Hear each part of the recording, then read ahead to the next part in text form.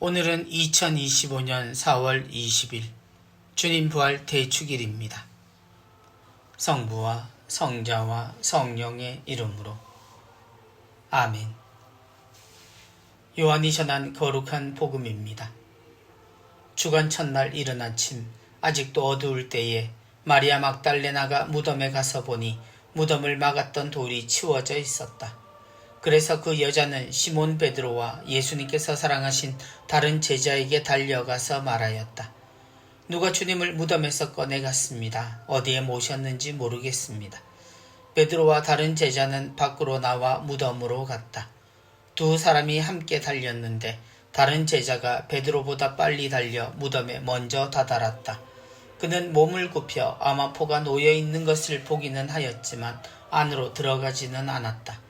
시몬 베드로가 뒤따라와서 무덤으로 들어가 아마포가 놓여있는 것을 보았다.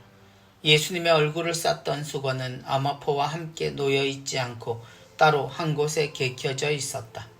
그자야 무덤에 먼저 다다른 다른 제자도 들어갔다.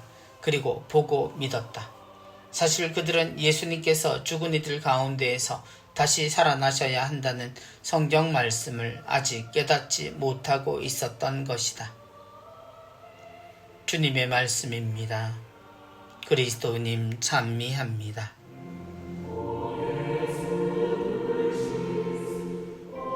그리고 보고 믿었다.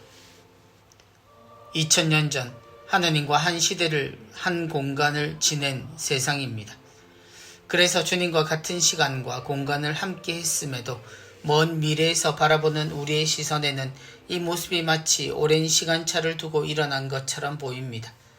주님도 그들도 현실이었으나 주님의 뜻을 알아듣는 데는 아주 오랜 시간이 필요했기에 주님의 인생은 함께였지만 이해받지도 또 설명되지도 못하는 비밀의 책처럼 여겨집니다.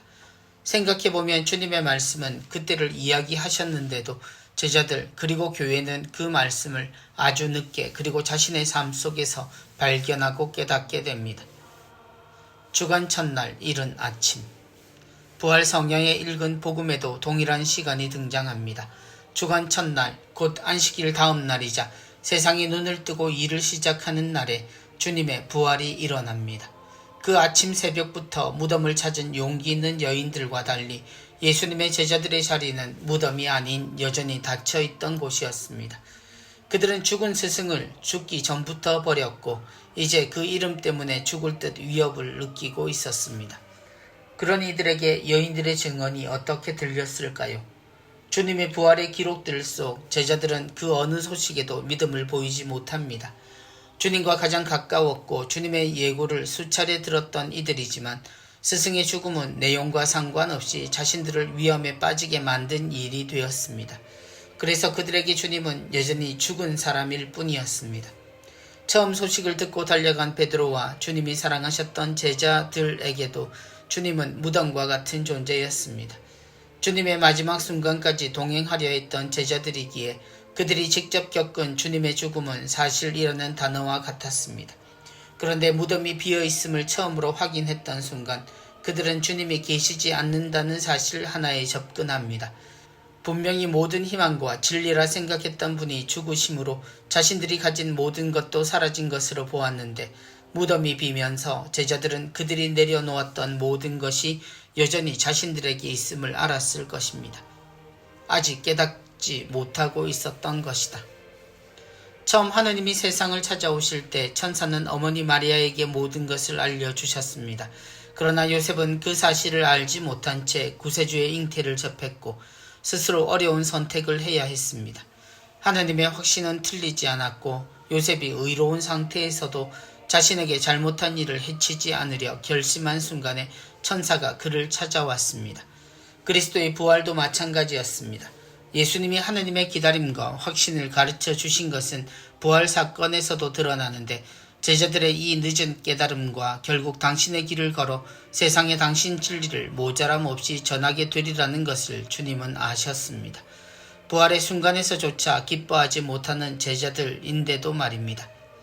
그리스도의 순환과 죽음은 세상의 잔혹함과 그들의 불순종과 이기적인 태도를 하느님 앞에 완전히 드러냈지만 동시에 하느님의 사랑은 그런 사람과 세상의 잘못에 꺾이지 않았다는 것도 드러났습니다.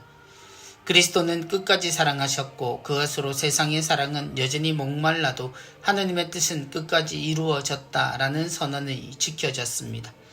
부활은 그 사랑이 여전하다는 뜻이고 세상의 시도는 실패했다는 이야기입니다.